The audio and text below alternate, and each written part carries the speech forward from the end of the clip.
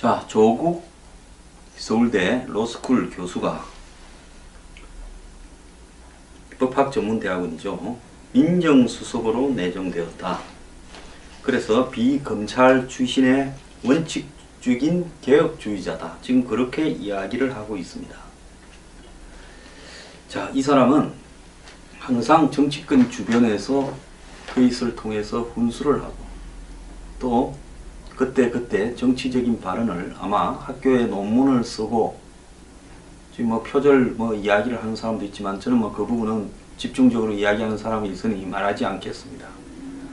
어쨌거나 학교 역할보다도 교수 역할보다도 사회적인 발언을 더 많이 한 사람으로 알려지고 또 과거 인기가 너무 많아 외모가 스트레스고 콤플렉스라는 희한한 망언을 해서 이렇게 좀 대중의 웃음을 자아냈습니다.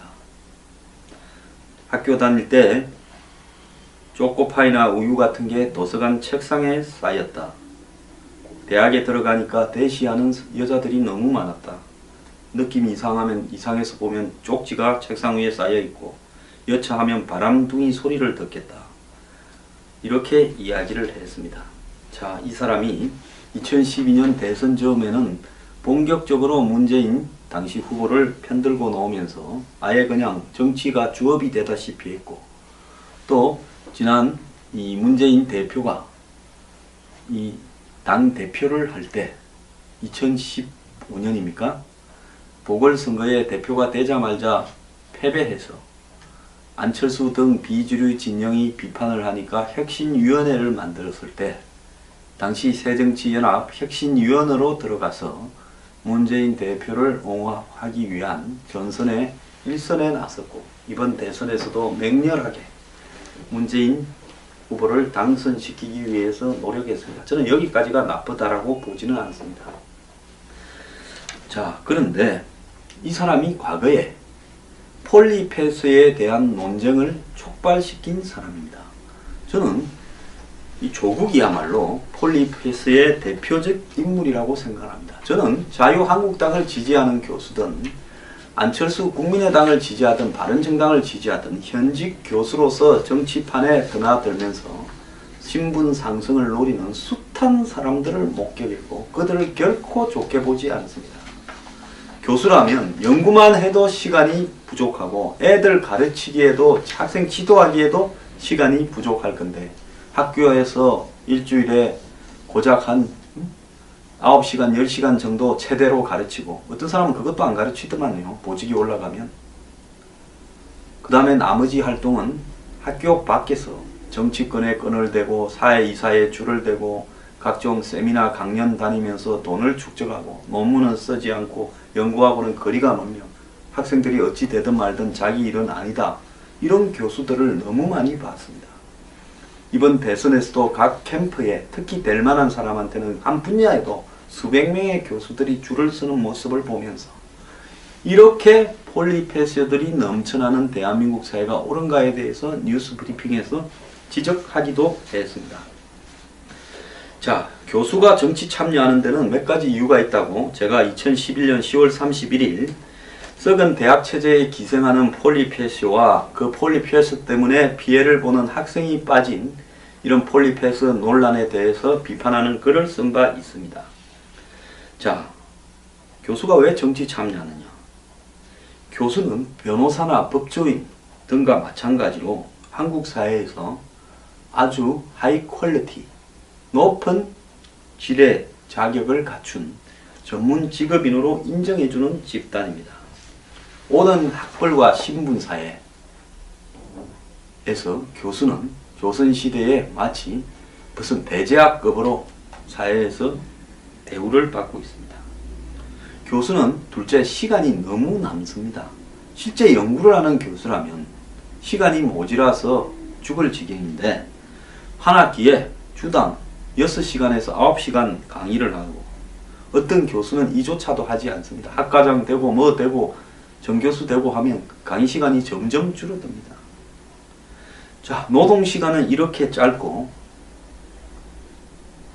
강의는 공식적인 노동이고 이해는 강의를 위한 준비시간 더 나은 강의를 위해서 연구하고 학문적 업적을 위해서 연구하는 시간들이 다 포함되어 있어서 차마 고매한 교수님들한테 일주일에 연구를 30시간, 40시간 하라고 법적으로 정해놓지 않으니까 강의 시간만 정해놓은 걸 건데 이들은 강의 시간 외에는 노동 시간으로 생각을 하지 않습니다. 자, 미국이나 유럽 같은 나라에 가보면 연구, 논문 발표, 각종 활동이 엄청나게 바쁜데요. 그들은 수입이 얼만가, 연봉이 얼만가를 떠나서 교수직을 정치인이나 관료보다 더 나은 것으로 생각하는 자부심이 있습니다. 미국에요, 인문대학교 철학가나 이런 데 교수들이 받는 월급은 양복을 사입을 정도가 되지 않습니다. 그런 월급을 받으면서도 꿋꿋이 자기 자부심을 가지면서 살아갑니다. 물론 미국에도 경영학이나 이런 분야에, 정치학이나 이런 분야에 엄청나게 폴리페스들이 많습니다만은 한국과는 차원이 좀 다릅니다.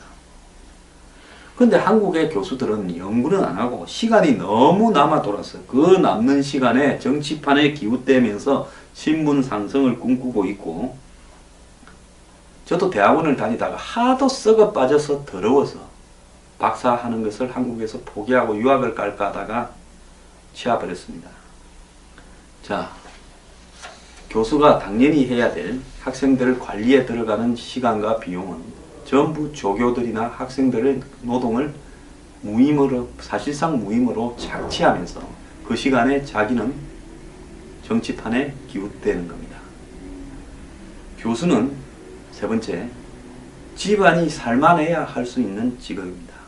요즘 같은 시대에 유학까지 가서 석박사를 따서 이후 많은 시간을 기약 없이 기다리며 교수직을 따내려면 집안의 지원이나 또 결혼을 통해서 부잣집 딸을 얻는다든지 하는 내조가 없이는 불가능하고, 교수 임용되는 자체가 엄청난 로비의 결과물입니다. 인맥, 이해관계, 건품이 수반된 끈질긴 오랜 시간의 노력이 필요합니다. 넷째, 교수들은 하는 짓은 시원찮으면서 스스로를 특수한 상층계급이라고 인식을 하고 있습니다. 학문적 지적 우월성이 아니라 오랜 투자와 경쟁을 물리치고 따낸 자리라는 특수한 상층계급의식이 있습니다. 서울에 잘나가는 대학 교수들을 보면 아주 여간의 우월한 신분의식을 갖고 있는 게 아닙니다. 제가 참 몇 명 잘난 교수들 보면요, 시건방져서 솔직히 같이 식사하는 자리나 이런 게 우연히 있었을 때 밥맛이 없어서 그 뒤로는 그런 교수들과 뭐 관련되는 부분에 일철근처에 기웃대지도 않습니다. 이들 대부분을 보면요, 사회이사를 몇 개씩 하고 더 나아가서 정치판에 턱 하면 가석 강연하고 거기에 또 정치판에도 기웃대면서 특정 유력 정치인과 인맥을 쌓고 또 그들이 되면 주요 공직에 등장되고, 박근혜 정부에서 산업은행장 하다가 아시아인프라투자은행 부총재로 갔다가 난리친 사람, 그 사람도 결국 이런 전형적인 폴리페스의 대표적 인물이며 그렇게 가기까지의 수많은 사회이사와 정치권과의 교류를 쌓았던 사람입니다. 자, 이들은 대부분 폴리페스들은 자산도 많습니다. 따라서 이들은 상층계급이고 금수저입니다. 이들의 눈에 등록금, 취업 등으로 고통받는 대학생이나 학부모의 고민은 아예 안 나온 거죠. 이들은 자신이 가지고 있는 사회 인맥 네트워크를 구축해서 이에서 얻은 재테크 등으로 땅, 주식 등을 사고 하면서 부를 계속 늘려가고 있습니다. 다섯 번째, 이들은 이 학교 내에서는 더 이상 올라갈 데가 없다라는 것이 유일한 고민입니다. 그걸 한번 보십시오. 교수 중에 학장, 총장 되는 사람 몇 명입니까? 그러니까 교수는 교수가 되고 나면 더 올라갈 게 별로 없어요. 기껏해야 학과장, 학장, 총장, 보직 교수가 전부고, 그러니까 욕망과 욕구에 가득 찬 교수들이 학교 밖에서 더 높은 신분과 명예와 부가 보장되는 장관, 국회의원, 각종 위원회 또 자문직, 사회이사 등 겸업 전선이나 출세 전선에 뛰어드는 겁니다. 자, 그런데 조국 교수는 2008년 4월 총선 당시에 서울대 체육학과의 김모 여교수, 당시 39살입니다. 한나라당 남양주을 공천을 받아서 육아휴직을 내고 출마를 하면서 폴리페스라고 이 김모 여교수를 비판했고, 이 김모 여교수는 학교에서 육아휴직을 내고 이 출마를 하는 이런 어떤 사례 부분에 대한 지적으로 징계 대상이 되는가 했지만은 결국은 감봉 3개월에 처해졌습니다. 감봉 이유가 뭐냐? 육아휴직을 내고 사실상 출마를 했다는데, 그런데 서울대 내부 규정에 또 교육공무원법상의 휴직 사유에 선거 출마는 이렇게 없습니다. 그런데 서울대 교수 중에서 청와대 수석이나 장관, 총리 등은 임명 즉시 휴직 처리를 했는데, 또 전국구도 마찬가지고요. 지역구에 출마한 것은 처음입니다. 전국구나 장관이나 총리나 수석이나 이런 것은 임명되는 즉시 바로 돼버리니까 별 문제가 없는데, 지역구는 뛰어서 될 수도 있고 안 될 수도 있으니까 그런 사례가 없었습니다. 그래서 육아휴직을 내고 출마했는데, 당시에 이게 이제 학교 안에서 논란을 불러일으킨 사람이 누군가 하면 조국 교수가 중심이 되어서 이 문제를 거론하면서 김모 여교수가 폴리페스라고 하면서 윤리외교를 학교 내에 만들어야 된다 주장을 했습니다. 당시 김모 여교수는 규칙이 없어서 단과대학교에 가서 학장 등과 상의해서 찾은 방법이 육아휴직이었습니다. 당시 조국 교수의 논리는 교수들이 한마디로 정치권에 들어가서 이렇게 영화를 누리다가 또 정치권에서 일이 끝나면 이 교수직은 휴직해놨다가 다시 또 교수를 하러 오는 이런 형태들까지를 포함해서 비판을 했다고 봅니다. 그런데 당시 김모 여교수는 한마디로 공짜로 가는 자리도 아니고 자기의 선거운동의 결과에 따라서 돈도 쓰고 낙선도 할 수 있는 자리에 갔는데 서울대에 예규가 없어서 육아휴직을 내고 갔다고 징계해야 된다고 폴리페스라고 앞장섰습니다. 자, 당시 새누리 한나라당이죠. 한나라당으로 출마하면 폴리페스고, 이거는 출마보다 더한 이제 민정수석 자리로 조국 교수가 가는 부분은 그러면 폴리페스가 아닙니까? 그간의 숱한 한마디로 문재인 대통령을 위한 편을 들어왔던 조국 교수는 스스로 폴리페스의 반열에 올랐고, 단순히 폴리페스뿐만 아니라 폴리페스를 넘어서 사회적 영향으로 보면 폴리테이너의 경지까지 오르는 한국의 정치와 교수를 겸직하는 가장 높은 위치에 있었습니다. 그럼에도 불구하고 조국 교수가 비판을 받지 않은 것은 그의 책에 보면 그 스스로가 이렇게 관직에 나가지 않겠다라는 이야기를 많이 해왔기 때문입니다. 그는 먼 미래에도 정치인이 되는 일 없다 하면서 자신의 진보 집권 플랜에 이야기했고, 자신이 관직에 나가지 않는 부분에 대한 여러가지 암시도 했었습니다. 그런데 다 좋습니다. 사람 말을 바꿀 수도 있고요. 근데 조규 민정수석 내정자는 정권을 떠받치는 중추인 민정수석으로 가는 부분에 대해서 이제 서울대 법학전문대학원의 교수직을 사표를 내고 가는 것이 저는 적절하다라고 보고 있습니다. 그래서 과거에 선거에 출마한 서울대 교수에 대해서 그가 폴리페스라고 비판하면서 가졌던 똑같은 잣대를 본인에게 적용을 하자면 그 사람은 어떤 정치 활동도 별로 하지 않다가 선거에 출마했는데도 폴리페스로 조국 교수가 앞장서서 몰아갔는데요. 이제 본인이 정권의 주춧돌인 민정수석으로 간다. 물론 무슨 검찰 개혁한다 어쩐다 그건 정권 내부의 문제입니다. 그 명분을 가지고 자신이 폴리페스가 아닌 것처럼 말하지 말고요. 깔끔하게 서울대 법학전문대학원 교수직을 사표를 내고 민정수석직에 몰두하기를 바라고, 스스로 폴리페스 논쟁의 중심에 서서 남들에게 돌을 던졌던 부분에 대해서는 본인이 지금까지 수많은 폴리페스 행동을 하면서도 결국은 관직에 가지 않을 것처럼 해서 그 비판을 모면해 왔는데, 이제 본인이 한 정권의 중심에 선다면 이제 본인이 폴리페스임을 인정하고 적어도 그렇게 한 부분에 대해서는 사과하는 것이 맞다고 봅니다.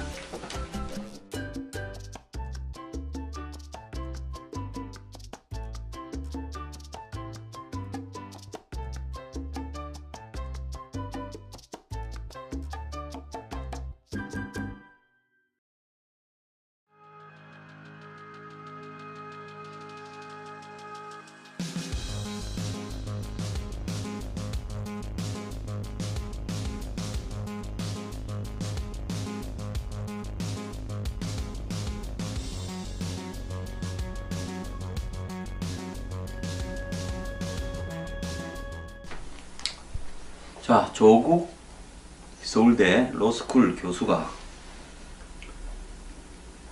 법학전문대학원이죠. 민정수석으로 내정되었다. 그래서 비검찰 출신의 원칙적인 개혁주의자다. 지금 그렇게 이야기를 하고 있습니다. 자, 이 사람은 항상 정치권 주변에서 트윗을 통해서 훈수를 하고, 또 그때 정치적인 발언을 아마 학교에 논문을 쓰고, 지금 뭐 표절 이야기를 하는 사람도 있지만 저는 그 부분은 집중적으로 이야기하는 사람이 있으니 말하지 않겠습니다. 어쨌거나 학교 역할보다도, 교수 역할보다도 사회적인 발언을 더 많이 한 사람으로 알려지고, 또 과거 인기가 너무 많아 외모가 스트레스고 콤플렉스라는 희한한 망언을 해서 이렇게 좀 대중의 웃음을 자아냈습니다. 학교 다닐 때 초코파이나 우유 같은 게 도서관 책상에 쌓였다. 대학에 들어가니까 대시하는 여자들이 너무 많았다. 느낌이 이상해서 보면 쪽지가 책상 위에 쌓여있고 여차하면 바람둥이 소리를 듣겠다. 이렇게 이야기를 했습니다. 자, 이 사람이 2012년 대선 즈음에는 본격적으로 문재인 당시 후보를 편들고 나오면서 아예 그냥 정치가 주업이 되다시피 했고, 또 지난 이 문재인 대표가 이 당 대표를 할 때 2015년입니까? 보궐선거에 대표가 되자마자 패배해서 안철수 등 비주류 진영이 비판을 하니까 혁신위원회를 만들었을 때 당시 새정치연합 혁신위원으로 들어가서 문재인 대표를 옹호하기 위한 전선의 일선에 나섰고, 이번 대선에서도 맹렬하게 문재인 후보를 당선시키기 위해서 노력했습니다. 저는 여기까지가 나쁘다라고 보지는 않습니다. 자, 그런데 이 사람이 과거에 폴리를 위한 준비시간 더 나은 강의를 위해서 연구하고 학문적 업적을 위해서 연구하는 시간들이 다 포함되어 있어서 차마 고매한 교수님들한테 일주일에 연구를 30시간, 40시간 하라고 법적으로 정해놓지 않으니까 강의 시간만 정해놓은 걸 건데, 이들은 강의 시간 외에는 노동 시간으로 생각을 하지 않습니다. 자, 미국이나 유럽 같은 나라에 가보면 연구, 논문 발표, 각종 활동이 엄청나게 바쁜데요. 그들은 수입이 얼마인가, 연봉이 얼마인가를 떠나서 교수직을 정치인이나 관료보다 더 나은 것으로 생각하는 자부심이 있습니다. 미국에요, 인문대학교 철학가나 이런 데 교수들이 받는 월급은 양복을 사입을 정도가 되지 않습니다. 그런 월급을 받으면서도 꿋꿋이 자기 자부심을 가지면서 살아갑니다. 물론 미국에도 경영학이나 이런 분야에, 정치학이나 이런 분야에 엄청나게 폴리페스들이 많습니다만은 한국과는 차원이 좀 다릅니다. 그런데 한국의 교수들은 연구는 안 하고 시간이 너무 남아 돌아서 그 남는 시간에 정치판에 기웃대면서 신분 상승을 꿈꾸고 있고, 저도 대학원을 다니다가 하도 썩어 빠져서 더러워서 박사하는 것을 한국에서 포기하고 유학을 갈까 하다가 취업을 했습니다. 자, 교수가 당연히 해야 될 학생들을 관리에 들어가는 시간과 비용은 전부 조교들이나 학생들의 노동을 무임으로, 사실상 무임으로 착취하면서 그 시간에 자기는 정치판에 기웃대는 겁니다. 교수는 세 번째, 집안이 살만해야 할 수 있는 직업입니다. 요즘 같은 시대에 유학까지 가서 석박사를 따서 이후 많은 시간을 기약 없이 기다리며 교수직을 따내려면 집안의 지원이나 또 결혼을 통해서 부잣집 딸을 얻는다든지 하는 내조가 없이는 불가능하고 교수 임용되는 자체가 엄청난 로비의 결과물입니다. 인맥, 이해관계, 건품이 수반된 끈질긴 오랜 시간의 노력이 필요합니다. 넷째, 교수들은 하는 짓은 시원찮으면서 스스로를 특수한 상층계급이라고 인식을 하고 있습니다. 학문적 지적 우월성이 아니라 오랜 투자와 경쟁을 물리치고 따낸 자리라는 특수한 상층계급의식이 있습니다. 서울에 잘 나가는 대학 교수들을 보면 아주 여간의 우월한 신분의식을 갖고 있는 게 아닙니다. 제가 참 몇 명 잘난 교수들 보면요, 시건방져서 솔직히 같이 식사하는 자리나 이런 게 우연히 있었을 때 밥맛이 없어서 그 뒤로는 그런 교수들과 뭐 관련되는 부분에 일철 근처에 기웃대지도 않습니다. 이들 대부분을 보면요, 사회이사를 몇 개씩 하고 더 나아가서 정치판에 턱 하면 가서 강연하고 거기에 또 정치판에도 기웃대면서 특정 유력 정치인과 인맥을 쌓고 또 그들이 되면 주요 공직에 등장되고, 박근혜 정부에서 산업은행장 하다가 아시아인프라투자은행 부총재로 갔다가 난리친 사람, 그 사람도 결국 이런 전형적인 폴리페스의 대표적 인물이며 그렇게 가기까지의 수많은 사회이사와 정치권과의 교류를 쌓았던 사람입니다. 자, 이들은 대부분 폴리페이스들은 자산도 많습니다. 따라서 이들은 상층계급이고 금수저입니다. 이들의 눈에 등록금, 취업 등으로 고통받는 대학생이나 학부모의 고민은 아예 안 나온 거죠. 이들은 자신이 가지고 있는 사회 인맥 네트워크를 구축해서 이에서 얻은 재테크 등으로 땅, 주식 등을 사고 하면서 부를 계속 늘려가고 있습니다.